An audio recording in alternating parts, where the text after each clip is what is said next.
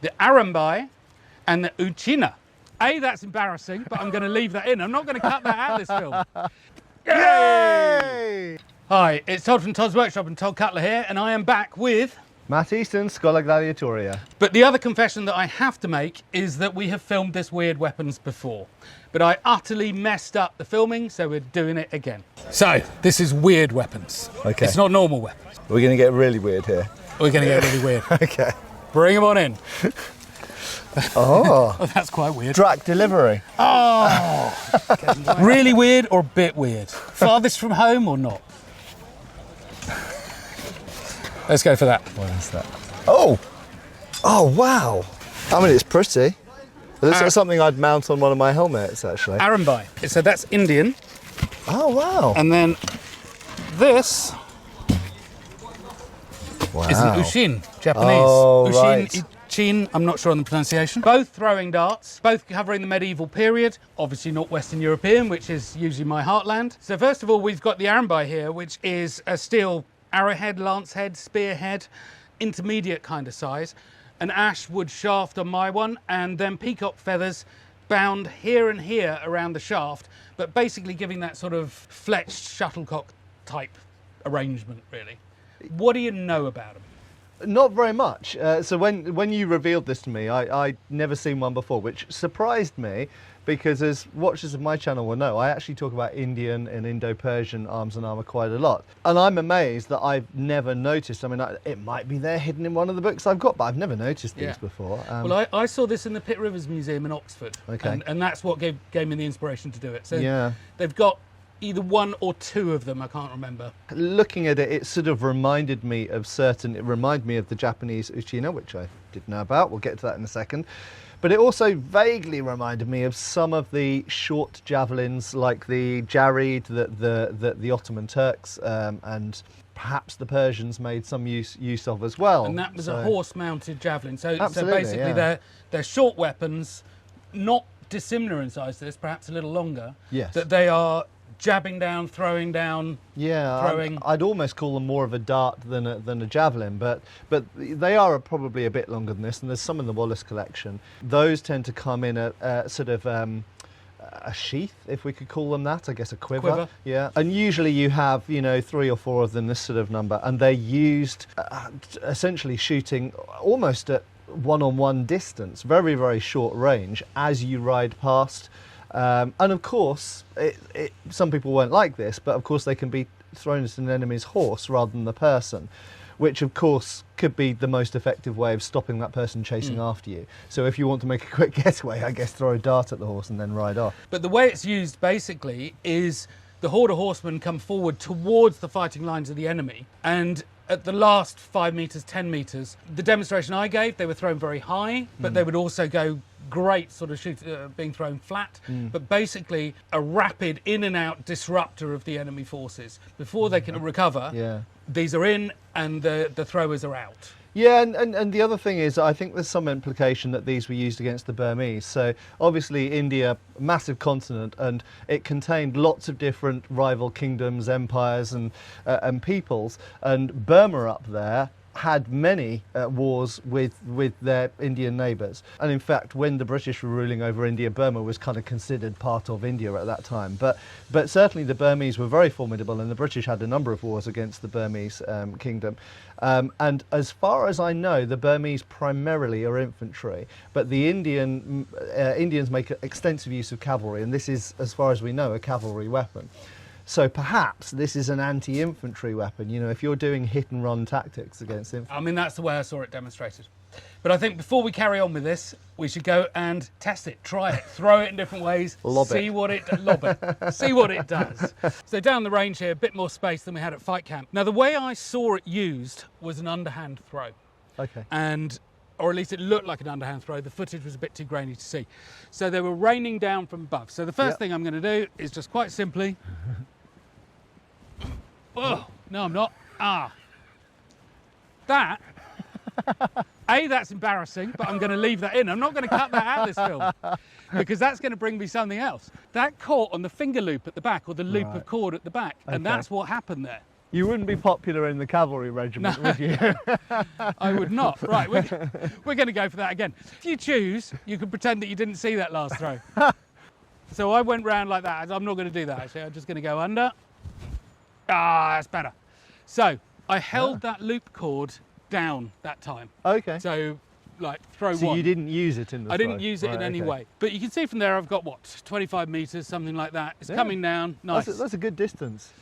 That's fine for that sort of wheeling, because again, I'm thinking that they're probably coming quite close, maybe 10 metres in front of the line. Yeah. So you're well in there, so that's great. So what we have here is a cord loop on the back. We're wondering what that's for. So it could be for hanging it from a cavalry saddle. Yeah. It could be to pinch it. It could be to hook it. Could be for holding a bunch of them at the same time. Could be that. Yeah. Could be for twirling it a bit like a chakram. Who knows? But I'm going to go for a pinch release, stand well back. Okay, I will do. Ah, okay. Well, that did something really weird. Yeah, it's a similar distance, but it did a lot of cartwheels in the air. It did cartwheels in the air, which the Yeah. others didn't. I didn't have any decent control on release on there, Yeah. where you let it slip out your hand. Yeah. It starts with directionality. In theory, you'd think that having some length of cord at the back to give it a bit more swing, a little bit like the trebuchet, gives a bit of a sort of, added leverage to it, but... I didn't like that. It did not work for me. Right, I'm going to give it a you and see what happens. So I'm going to do a pinch release, Which a bit is like what I how did. children use a bow and arrow, Yeah. essentially. Oh, I took a much lower trajectory. But also not clean. And do the first one like I did, where I grasped the fletchings. Okay. Watching out for the loop. Whoa! Did the loop catch up? Yeah, I don't really know. Yeah, so I think as it came through, it kind of dragged through my fingers. Yeah. Again. So it wasn't just me. Try again and see if you can Okay. get it without the loop tangling. Okay. Because that was a weird one. Yep. Okay, let's go again. Yeah. Okay. Absolutely self-straightens. Yeah. Absolutely comes down point first. A little bit of that in the air, but, Yeah. but That it comes was down beautifully. cleaner. Yeah. But I'm not putting much force into it because I feel like if I do, it's going to increase the error. That's sort of in the way. It is sort of in the way. But I do feel like because it's there, I mean, although that could be for hanging, for example, if you've got a whole bunch of them and you're holding your reins here, so you can take one off at a time and then lob them. Speed shooting, yeah. Maybe. But the problem is when you come to throw it, that snags. So I'm thinking on this, that the kind of distance you're getting with it, which is, let's say, 20 to 30 metres, Yeah. it's not getting high enough, it's not being thrown hard enough for that to ever penetrate armour. So the Pitt River's head was shaped like this, diamond section head, Yeah. which traditionally we believe, or think mostly is an anti-armour head. I'm not seeing that getting through armour. They also put barbs on them against flesh, makes much more sense. Yeah. It also appears that they sometimes poison them. Well, that makes a lot of sense. A lot of arrows and darts and little spears and things through different cultures, different places, time periods were poisoned. Yeah. Because it's not so much about killing somebody now, it's about really making them not want to get hit because of what happens tonight and tomorrow. Yeah, I mean, the only other thing I'm thinking of is there's nothing about this weapon which is actually specially made, actually. It's a bunch of peacock feathers, which you can get anywhere in India. It's a wooden shaft, you can get that anywhere. And perhaps those are just lance heads, repurposed. So perhaps the reason they're like that is not because that's the best design for this thing, it's just because they had loads of them. And they And did it the needs job. to have a certain amount of weight to it, like a plumbata, to be weighted for that weapon. Yeah. Because if you put an arrowhead, it would be too light. So they're just going, oh, well, we need something pointy that's got some weight to it. Oh, lance heads. One thing that you have pondered is the chakram. Yeah, because So- we've got that cultural kind of And you've- reference point in And India, you've, yeah. you've thrown chakram? No. Right, No, I never have. brilliant. And nor have I. So I'm going to stand back. And do you want to go for a little Oh, God. chakram style twirl? Christ, yeah, get ready to dodge. So we have these records of them having them spinning on the hand, but Yeah. usually it's in a horizontal arc like that. And a much bigger ring. Yes, yeah, much bigger than the loop, yeah. Oh, weak, Nah. weak, but at least it didn't fly towards you. The thing about weird weapons, Matt, and a lot of the films that I do, is I'm never going to get an answer about how exactly stuff was used or what exactly it did. But I'm looking for an indication that I'm on the right track. Yeah. What you just did there does not give me an indication I'm on the right track. No. So if I was in the middle of a field on my own, I'd be more inclined to try it with a bit more welly. At the moment, I'm just too nervous of everything else. What I am going to do, though, is just do a sort of a sling type release. Okay. So I'm doing a pinch again. Pinch on the knot. It went a fair distance. And it went flat. But here's the problem. It spent a lot of its path turning and spinning. So if it hit anything during that time, it'd be rubbish. So this massive tail here, I saw from the last throw I did. It went relatively quickly, and then it dipped massively fast. The speed was just scrubbed off it very quickly. And that is very much like the shuttlecock illusion that I gave before. And that's interesting with a body of men, because if you throw this, it comes up, and if it were a plumbata or a javelin or a spear, it's going to come up and it's going to arc over. Yes. There's a chance of overthrow, especially if you're on a horse. Yeah. This one is going to come up and it's going to scrub off the speed and it's going to drop like that. So it's a much, in a way, more controllable trajectory. If you can get it to the line, any distance that it's got further distance is going to get scrubbed off and it'll drop. Hi guys, sorry we have interrupted this film to give you the important announcement that we have a 15% off sale all weekend on Todd Cutler. Not everything, but selected items. So go down there and find out if there's money off your favourite swords, favourite daggers, favourite cook sets, maces, whatever it is, because there's money off all sorts of bits and pieces. Go down and check it out. But the website, Todd Cutler and Todd's Workshop, are now being combined in one. So it looks a bit different, but all our fabulous products available in one place. Anyway, go enjoy the sale. Back to the film. So last throw for you then, Matt. Last throw. I just want to try an overhand one because I didn't do one of those yet. So. Oh, horrible. I mean, it works, but... Yeah, it goes all over the place. But so definitely underhand is a cleaner throw. Yeah. Even though the distance is about the same, it did a lot of... It was just messy. Energy loss, yeah. You can see that that's not the way the weapon's intended to fly. The Indian arambai. Hit, miss, or somewhere in the middle. I quite like it. And they're cheap to make, aren't they? If you've got some lance heads lying around, peacocks are all over the place in India. So, yeah, it's cheap and easy to make. And I guess if you're on cavalry, on horseback, it's something to just lob at the enemy and then wheel around and ride off. Why not? My take on it is it works. It doesn't excite me very much on the damage it does. No. I think what is very clever for me is the shuttlecock nature that it gives you. The change in trajectory, the not being able to overthrow, I think is great. Maybe it's where the shuttlecock comes from. I don't know where that developed. Let us know. I'm going to give it a 4 out of 5. Right. I'll give it a 5 out of 5 because I think it's pretty. Right, well that was great, Matt. It was really good to see what the arambai does and what we did with it. But now we're on to the uchine. So this is a Japanese dart and it is a curious thing. First of all, it is a dart for throwing.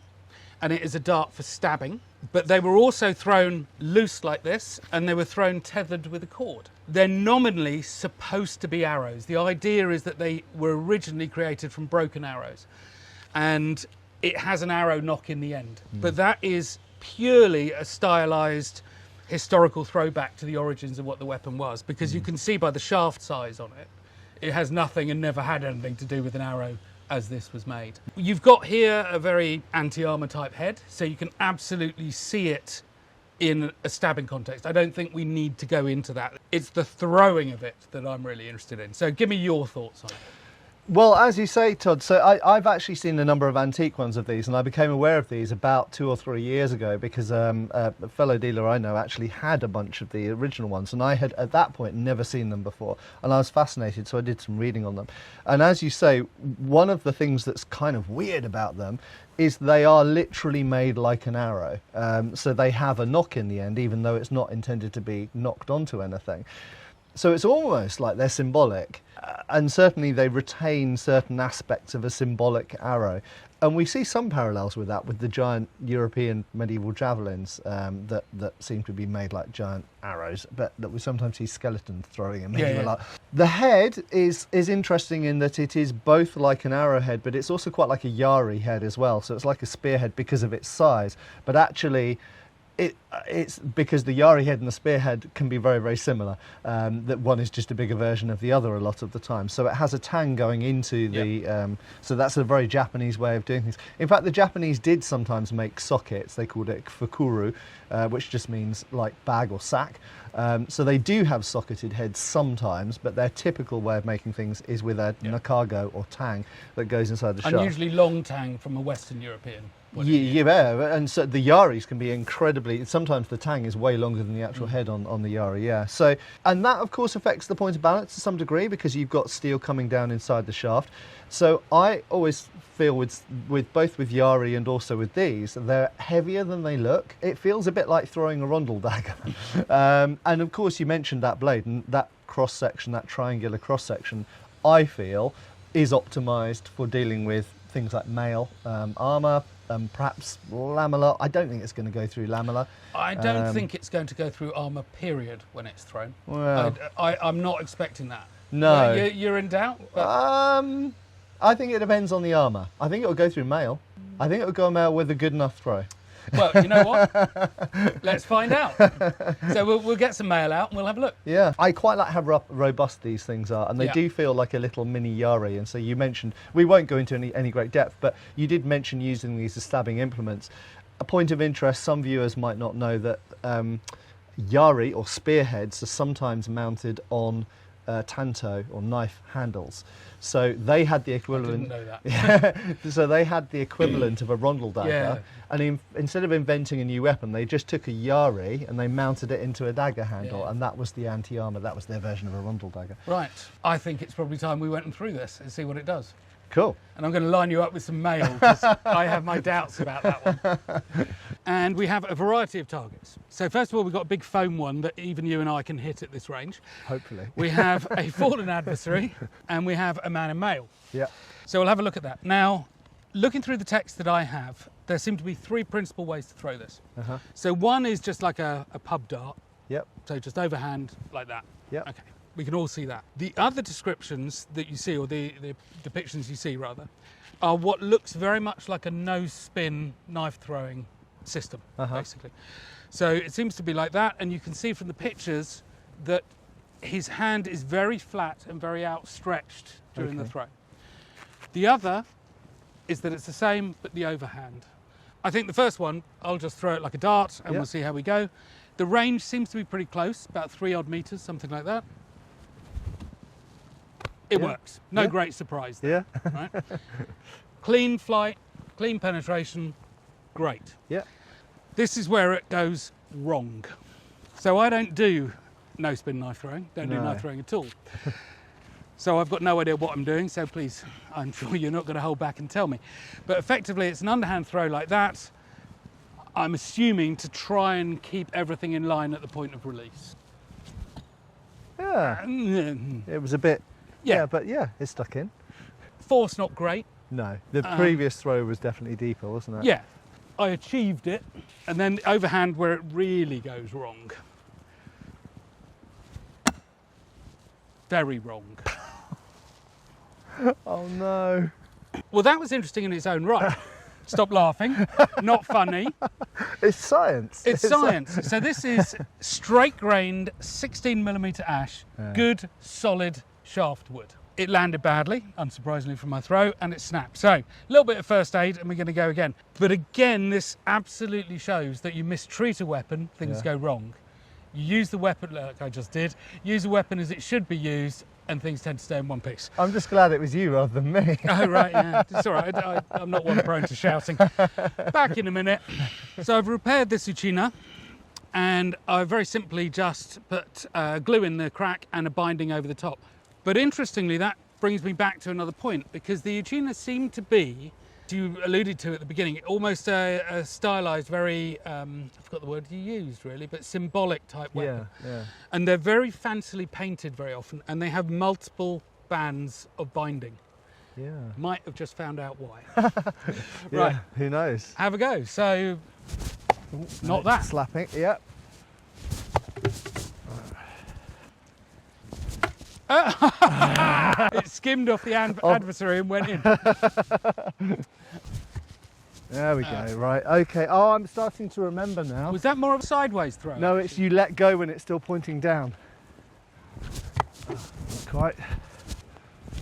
There we go, that's it. Nice, and that worked.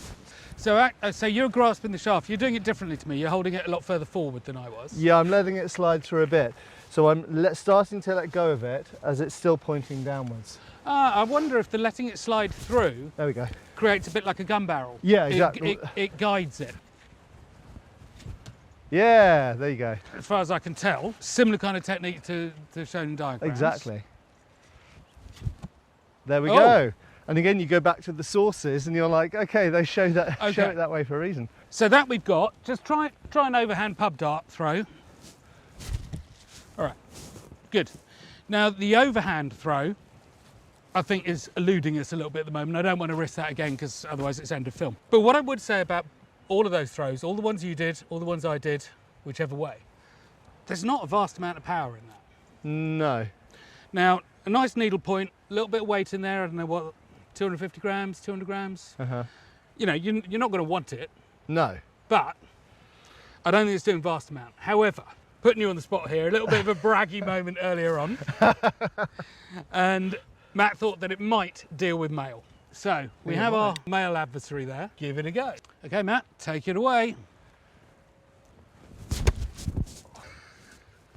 Didn't go through. You need a shield. Attempt 1, no. Attempt 2. No. So male does its job then, Yeah, doesn't it? and to be fair, that's not great grade male either. So as far as I'm concerned, this is so far away from wanting to go through armour of any kind, really. So it's got to be against flesh, it's got to be against faces. But you think about things like shuriken, throwing stars. They're not going to penetrate very much of anything, No. but they are fantastic distraction for. Yeah. Ah! Yeah. And Thrown I think in that's someone's face, I think, yeah. I think that's where this fits. Yeah. As a stabbing weapon with a head like that into the male. Well, in fact, actually, as a stabbing weapon with a head like that into the male. Give it a go, yeah. And there you are. More powerful than throwing it. That works. Yeah. So this is principally how it seems to have been used. Now, one of the things that they talk about, and I know you're fascinated about, is that they use it for dispatching fallen adversaries. Yeah. Right? So we have a fallen adversary between your feet, very appropriately. Mr. Melonhead. Mr. Melonhead. This is where it's going to get a little bit comedy, because they used to attach it with a cord so they could recover it. Uh-huh. And it seems to me that the cord is attached on upper right arm, throw it, recover it, throw it. Let's have a quick look at that. But I mean, it is death of 1,000 pinpricks, isn't it? So I think this map is where the uchine gets really weird, because they also would attach a cord onto it so they could recover it. Yeah. There is so much that is dangerous to you as an individual about this, I don't really understand. So many things that can get tangled around and fall over. And Yeah, or Yeah. your fallen adversary is not quite as fallen as you think, and he grabs your cord and pulls it anyway, whatever. Right, let's find out. So, Melonhead.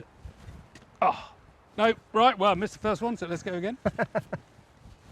Oh, you glanced I off did, the melon. I did. This is melon fishing. I It's think a this is yeah. new Olympic sport in the making here. It's a scalp wound. You'll be bleeding massively from that, Matt. It is very insulting though, especially if he's from a good family. What a way to go. It's almost like this is insulting him more and more and more. Although, to be fair, when you say what a way to go, he's not really going yet. Yay! Now you can reel in the Oh, I can. reel in the melon. There we go. Brilliant.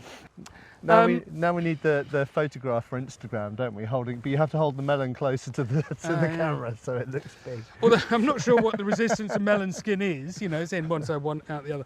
Anyway, yes, you can recover it. To what ends? I'm not sure how exciting a concept that is. So let's put his head back again. You know, what we need to say here is we're not making this up. No. This is a real thing that apparently was really done. So what I've read is that it's where it's a particularly dangerous opponent and you don't want to get close to them. So presumably you're running around. And you've forgotten your spear. Again, it's like I go back to, it feels so far from being really effective and useful. I'm just struggling with it. Yeah, why not, like you say, why not use your spear? Why not use your yari? And Or your low-grade soldier, or a rock. whatever. Right, come on in. Yeah. Reel it back in. Presumably you shout some insulting words at them as they're lying on the ground. Rah, rah, rah. Yeah. And off. See, I also find it difficult keeping the cord attached to me. Yeah, I mean, I don't know, maybe I had a slip knot on it, but Yeah. I put it right up at the shoulder and it worked all right. But the thing is, again, it seemed to be no more than a 3-metre cord. Yeah. Oh, Yeah, there we go. I am lacking a certain excitement over this weapon, Matt. Except for that bit. That's great, obviously. I think, you know, maybe it is a ritual thing. Maybe it's an insulting ritual thing. I mean, but how many of those are going to be required to dispatch your enemy? There is something we are fundamentally missing here. That's what I'm feeling. Anyway, so from what we have discovered, hit or miss? Well, we eventually hit after lots of misses. But I mean, is it good? No, I mean, so put it like this. I think you mentioned shuriken before. Yeah. Or, you know, throwing knives. Put into that context, I do think that this is better than a typical throwing knife or... It will go point maybe first. shuriken. Yeah, I mean, the only thing I would say about shuriken is it's actually quite easy to get them to stick into things. Yeah. But you're going to get far less... I mean, they're so light. You're going to get more damage with this than with a shuriken. So to me, this is one step up from a shuriken. And you can carry it pretty easily. You can have a bunch of these attached here and just sort of randomly lob them at some opponents. So I think as a distraction, as harassing, as minor wounds, yeah, I'd far rather throw a javelin at an enemy that I actually wanted to dispatch than this, but there we go. I don't know. So my reaction on this one is, I think it is exactly that, fantastic distraction tool. Yeah. And it sits in exactly the same category as shuriken would for me. Is it something that I think has fabulous utility, that you can kill somebody at 50 metres or kill somebody at 2.5? I'm struggling with it because the way you use it doesn't get it to generate lots of power. Even a shuriken, you can get some serious velocity. There are some martial arts that use blades on the end of ropes. Yeah. Where they spin them around quite a lot, and then they spin them around the leg. This didn't seem to be that, though. No, I know, but there are people out there who'll be watching this video who'll go, oh, but you know, if you watch Kill Bill or whatever, then you can see someone using one of these, you know, a blade on the end of a cord really effectively. Maybe if you train for months and months and months, this can be a lot more effective than we're making it look. And I would.